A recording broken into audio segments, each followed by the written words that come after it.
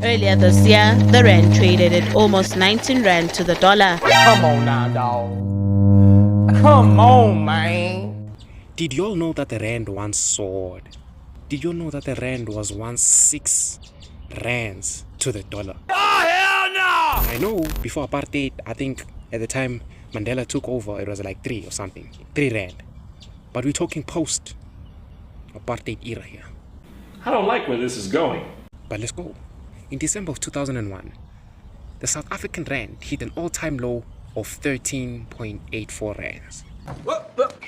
In 2004 to 2005, it strengthened to 6 rand to the dollar. Imagine that happening today, bro. Now, we've witnessed stories of the rand flexing again. You know what I'm talking about? I don't know how many articles I came across, bro. Yeah, I read a lot of articles, bro.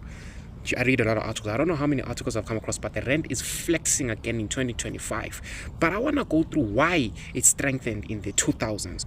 Why the rand strengthened in the 2000s. What is it that we did differently back then that we could do now to sort of better our economy? China's rapid growth. We're going to understand that most of the stuff that happened in a country, you can't only blame what's happening inside. You know, I know this is logical, right? This is logical, but you also got to look at the external factors. You know what I'm talking about? China's rapid growth meant that they demanded more minerals to sustain that growth. You know what I'm talking about? The demand for gold increased, platinum, coal, boosting South Africa's exports. Now, I know I just mentioned these minerals, but I'm going to say this again. South Africa was supposed to be Wakanda. Gold, platinum, coal. We were supposed to be Wakanda, a Wakanda state. But moving on, I'm just being delusional. Global investors were looking into South Africa, so they were looking to invest into South Africa. But we both know that they were just looking to loot South Africa. They were colonizing South Africa again. But it's not, you know, I mean, I'll do the same. You know what I'm saying? Not that it's a good thing, but like, policies also changed in the 2000s. You know, policies to sort of target inflation.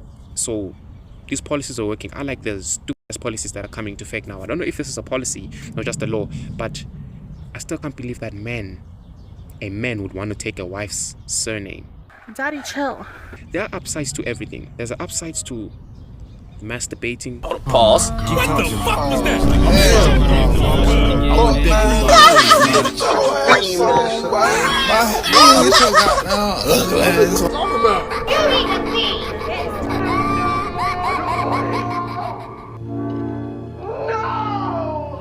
And downsides to master. Okay, I don't even know why I say that.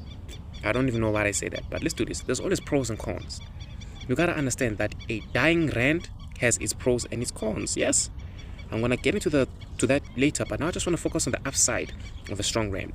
It led to low inflation, of course, stabilizing food, fuel prices, etc., etc.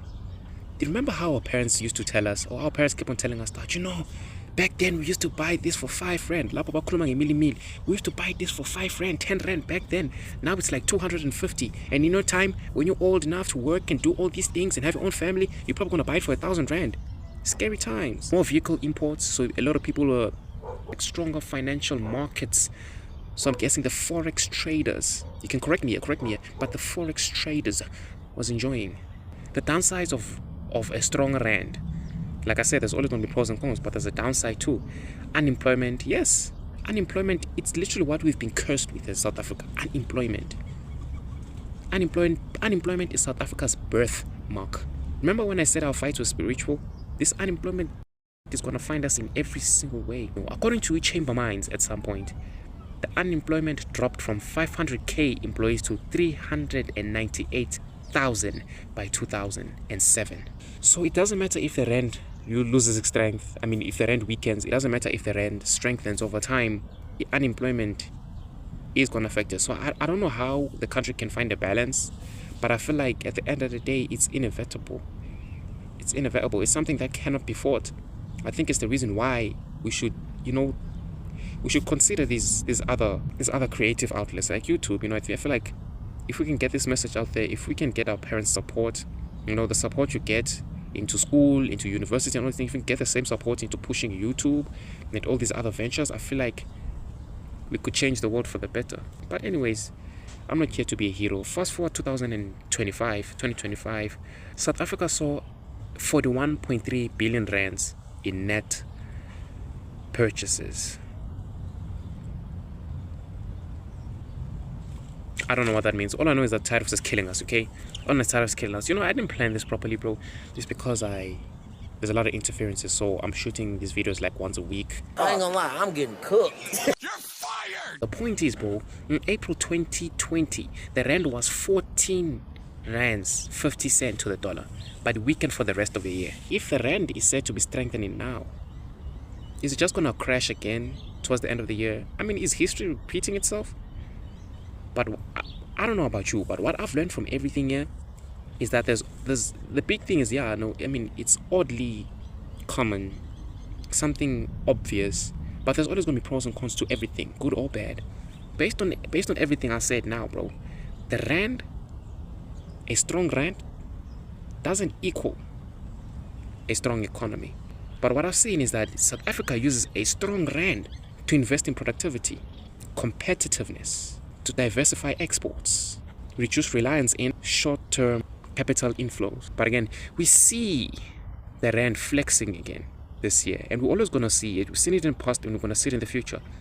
But will South Africa prepare for the next cycle or repeat the same mistakes?